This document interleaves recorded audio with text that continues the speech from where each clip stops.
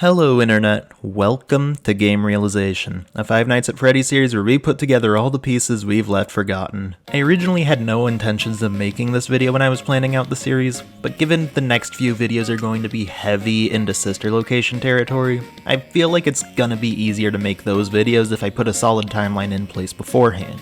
I will be assembling the timeline throughout the video for maximum clarity, and I will be doing my best to explain anything that isn't common knowledge. Anytime you see an asterisk, understand that it means the year is estimated, since a lot of points don't have set years, and I'm just doing my best to say a year it could happen given context clues. Okay, let's go. Starting with the opening of Fredbear's Family Diner. I've estimated this location for anywhere in the 70s, since it really doesn't matter when it opens as long as it's able to close in 1983. This is the first Fazbear Entertainment establishment, and it features two characters that are built with spring locks in all of their suits. The next location is the first Freddy Fazbear's Pizza, which I'm estimating around 1980.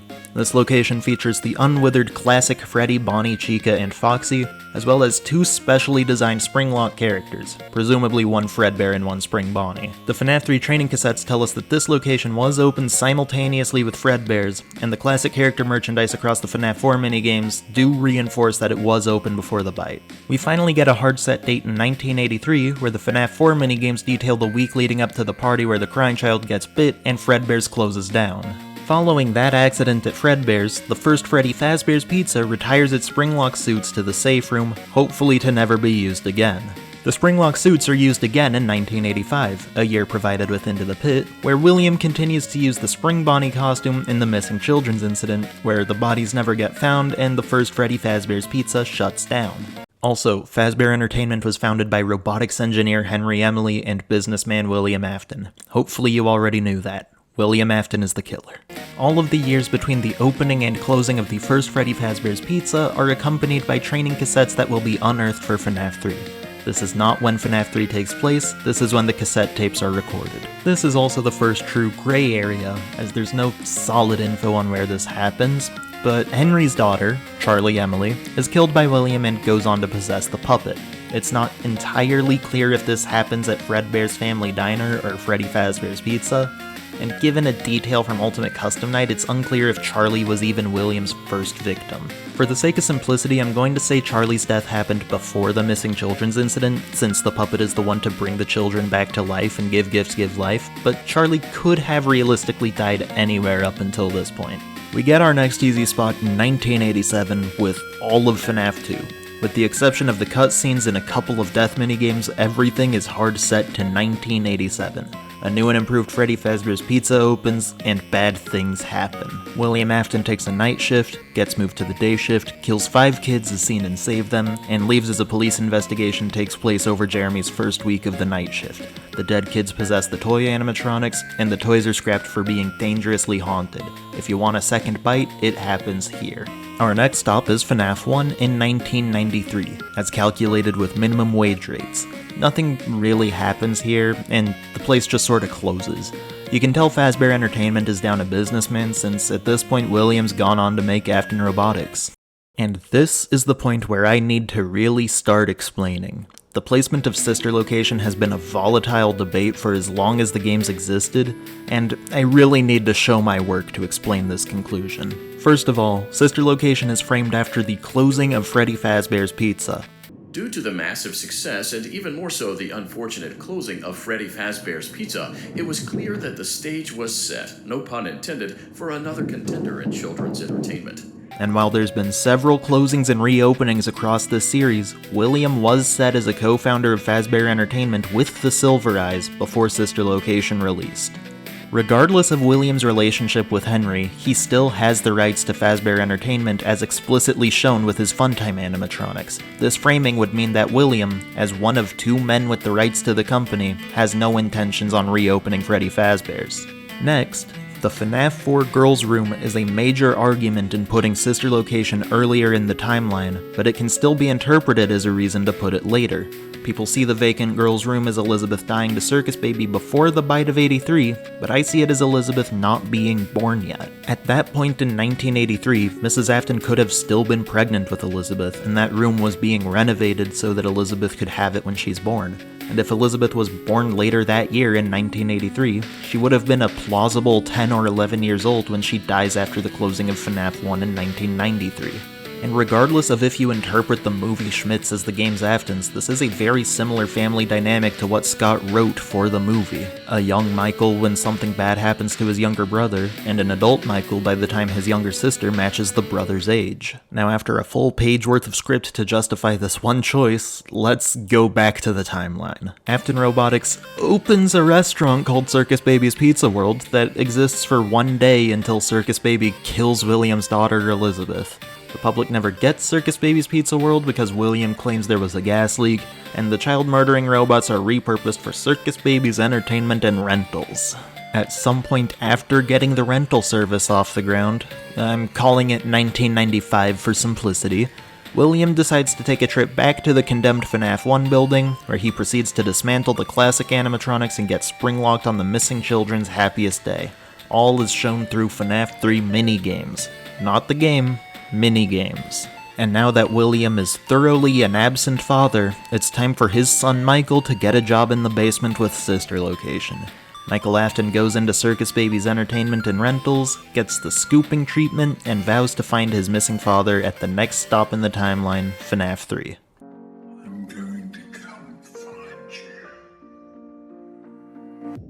But first I feel obligated to mention Didophobia. I've never read the Tales from the Pizzaplex books, so my knowledge on Didophobia is shoddy at best. But from what I understand, it's an Afton Robotics era hallucinogenic experiment tying FNAF 4 to Sister Location, so take my words with a pound of salt and put it somewhere around here. Obviously, Afton Robotics needs to be a thing at that point, but William also needs to do all of that before getting springlocked, so this is just the best time frame for that.